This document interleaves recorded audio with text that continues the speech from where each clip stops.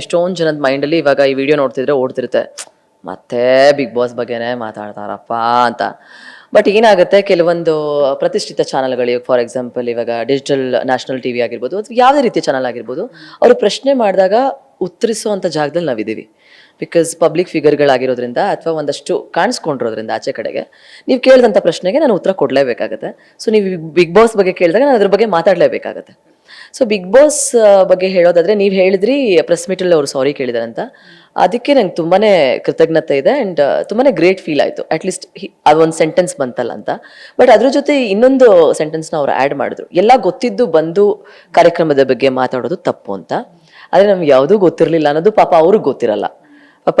Because Sudeep sir ಅವರ involvement ಏನೂ ಇಲ್ಲ ಇದರಲ್ಲಿ. ಸೊ ಹಾಗಾಗಿ ಅವ್ರನ್ನ ನಾವು ದೂರೋದಕ್ಕೂ ಆಗಲ್ಲ ಅಥವಾ ಅವ್ರ ಬಗ್ಗೆ ಮಾತಾಡೋದಕ್ಕೂ ಆಗಲ್ಲ. ಸೊ ಅವ್ರಿಗೆ ಗೊತ್ತಿರಲಿಲ್ಲ ನಮ್ಗೇನು ಗೊತ್ತಿಲ್ಲ ಅಂತ. ಇನ್ಫ್ಯಾಕ್ಟ್ ನಮ್ಗೇನು ಗೊತ್ತೇ ಇರಲಿಲ್ಲ.